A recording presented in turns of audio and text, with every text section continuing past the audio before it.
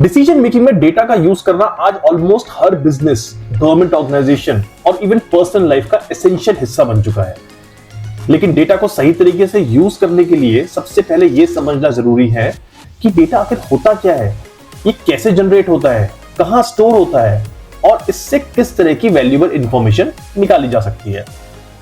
Data basically एक raw form में होता है, यानी बिना प्रोसेस की हुई इंफॉर्मेशन।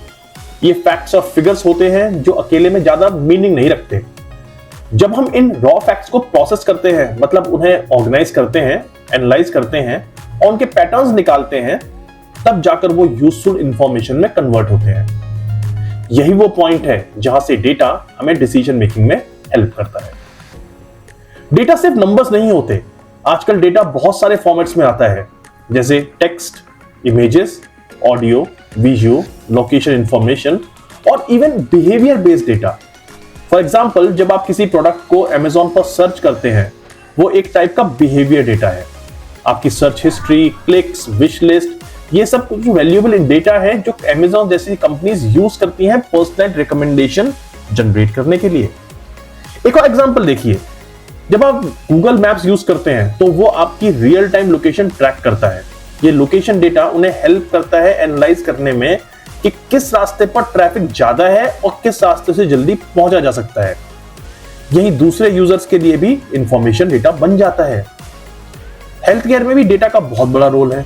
जब आप स्मार्ट वॉचेस या फिटनेस बैंड्स पहनते हैं तो वो आपकी heart rate, sleep cycles, steps, calorie burn, ये सब कंटिन्यूअसली मॉनिटर करता है। ये हेल्थ डेटा डॉक्टर को एक डिटेल्ड ओवरव्यू देता है कि आपके लाइफस्टाइल और फिटनेस लेवल का क्या हाल है। अब थोड़ा ट्रेडिशनल बिजनेस एग्जांपल देखते हैं।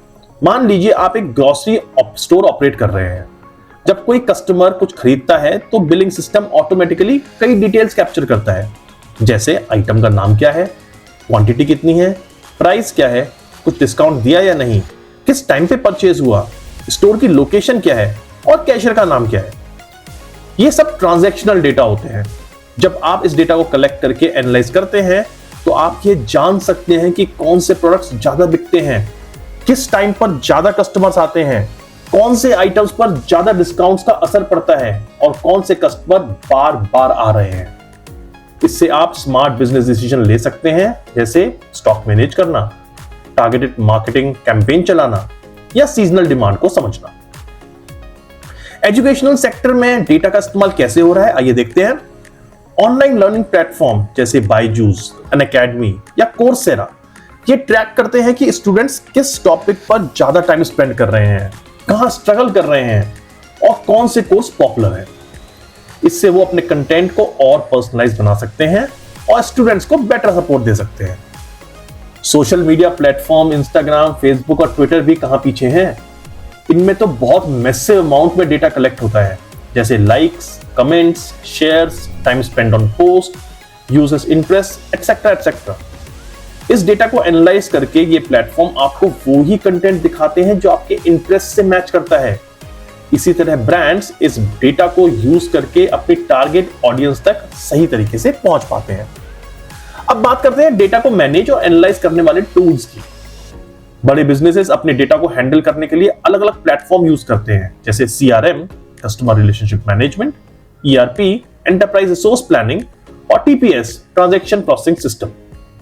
SAP, Salesforce, Oracle, Microsoft Dynamics, ये सब ऐसे टूल्स हैं जो हेल्प करते हैं डेटा कलेक्ट करने, स्टोर करने और उसको एनालाइज करने में।